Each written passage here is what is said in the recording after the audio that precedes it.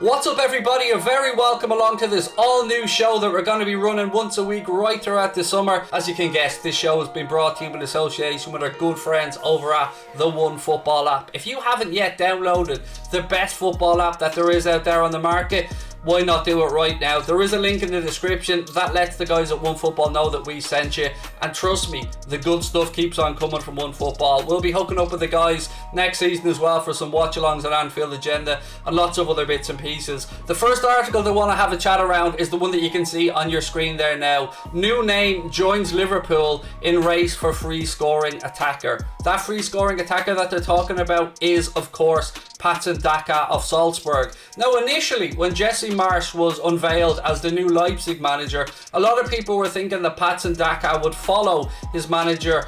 Many people have taken this step to go from Salzburg to Leipzig and then on somewhere else, but it seems like Daka's future may actually lie away from the Red Bull brand of clubs. We know Liverpool have been strongly linked with him, we know West Ham have been linked with him, and now that we know that Roma have been linked with him, at least according to Gazzetta dello Sport anyway. The fee for the player seems to be in and around the €20 million to €25 million bracket.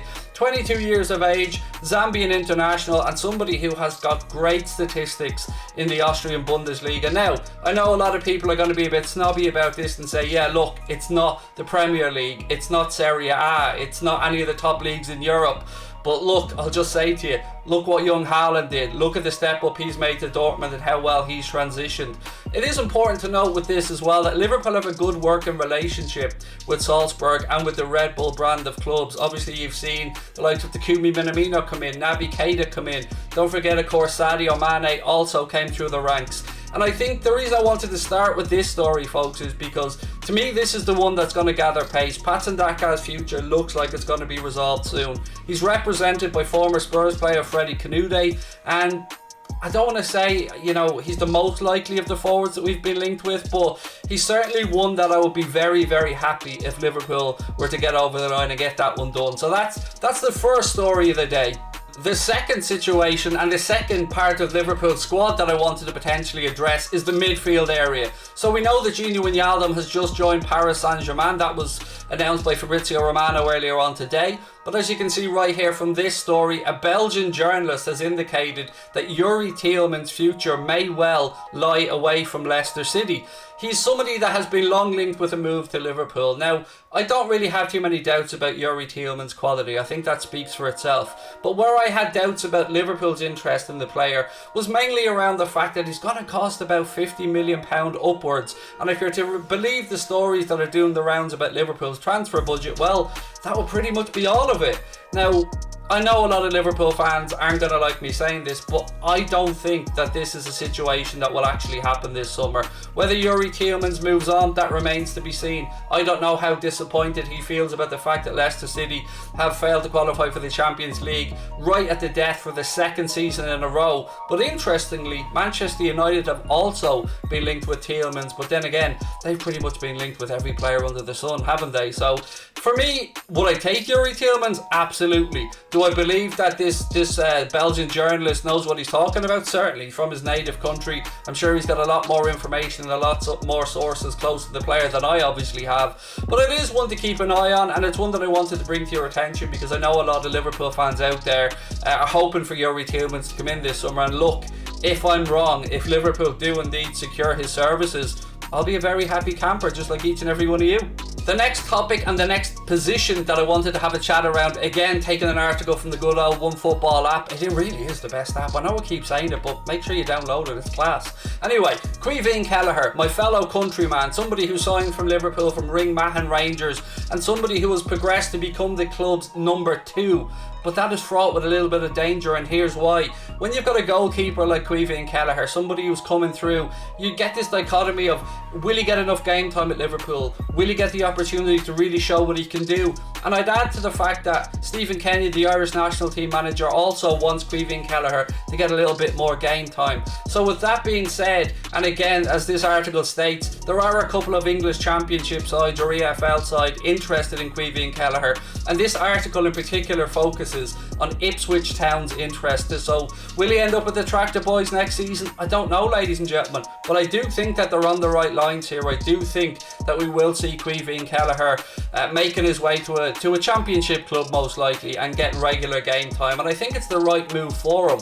But the problem then comes, what do we do for a number 2?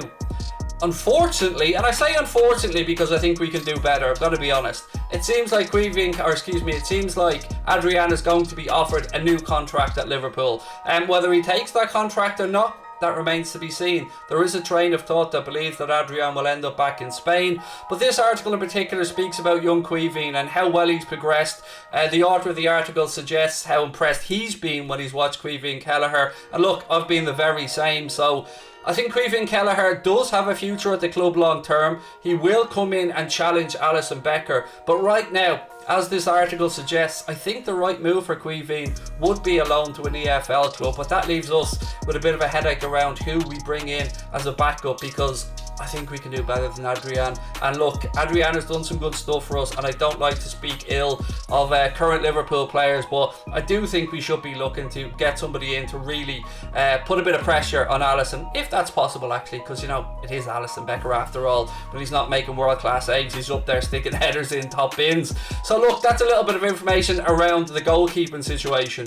The next article I wanted to bring up, ladies and gentlemen, revolves around Liverpool's proposed search for a winger. So it looks like Jadon Sancho is most likely Manchester United bound, but Reds legend John Barnes suggests that he would rather see Liverpool go out and get Ousmane Dembele rather than Jadon Sancho. Now with Dembele, and I'm not saying he's on the same level as Jadon Sancho, I'm not saying he will be as good as Jadon Sancho may well go on to become, but it is an interesting time right now at Barcelona. He's got 1 year left on his current Barcelona deal.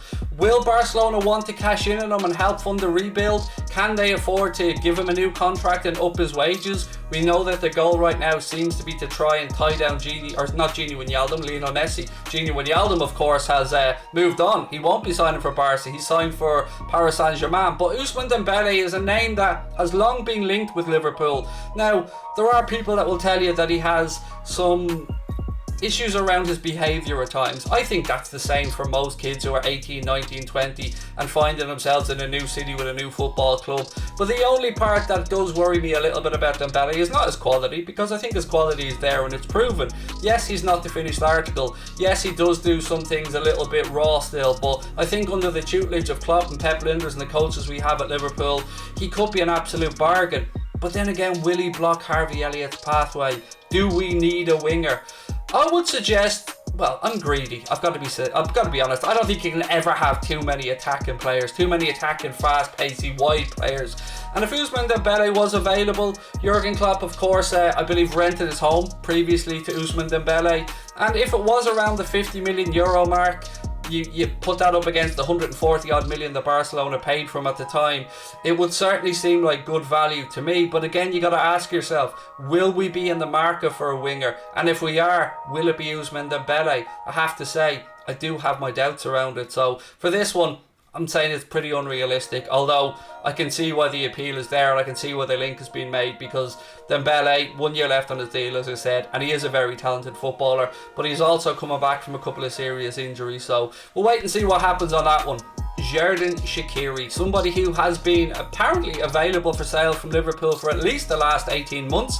He's got 2 years remaining on his contract, and as you can see from this article, Serie A giant set to ramp up interest in Liverpool winger. That club is Lazio. They go on to say that they're looking to tweak their system, they need a winger, and that they're very interested in Shaqiri. Now, you've probably seen the figure of £6 million doing the rounds recently on social media with regards to how much Liverpool would ask for Shaqiri, and I would say that that's simply too cheap. Now, this article doesn't put that price point on it, but other stuff that I've read has suggested that that's the asking price, and for me, ladies and gentlemen, I think we should be looking to recoup almost what we paid for him, which is in and around the 12-13 million pound we paid Stoke, of course, when he was relegated. He did have that relegation clause in his contract. And look, it's a tough one with Shaqiri, because I know a lot of Liverpool fans really like him, but he does tend to pick up a lot of muscle strains and injuries, and he is 29 years of age, and he hasn't quite had the impact at the club that maybe a lot had hoped for, although he certainly had his moments. It does does look like a move has been on the cards. Fenerbahce were linked to him previously before, as is mentioned in this article.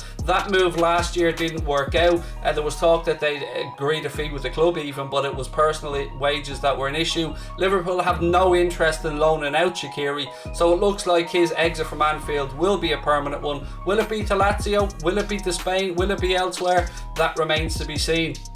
Ladies and gentlemen, that brings to an end our first One Football news show here on Anfield Agenda. Remember, I'll be doing this on a weekly basis right throughout the season, and we'll be bringing you the latest Liverpool news, and I might even throw in a few other bits and pieces as well, because hey, why not? It is a transfer window, it is a busy time. We will of course be covering the Euros, we'll be reacting to results on there as well, taking you through the injury updates and everything in between. But most importantly folks, don't forget, download the One Football app. You can do it from the link in the description. That lets the guys over at One Football know that we sent you, and a massive thank you to One Football for not just being great supporters of our own channel, but for everything that they do for football fan content, because they really do back guys like ourselves and give us the opportunity to go and do what we do best, which is talk about football. So look, have a cracking day ladies and gentlemen. Hope you've enjoyed this first video. Don't forget to leave your comments on anything we've spoken about below. Drop a like on the video as well, and hit that subscribe button. I am of course Craig. I'll be back soon. Lots of love to you all. Up the Reds.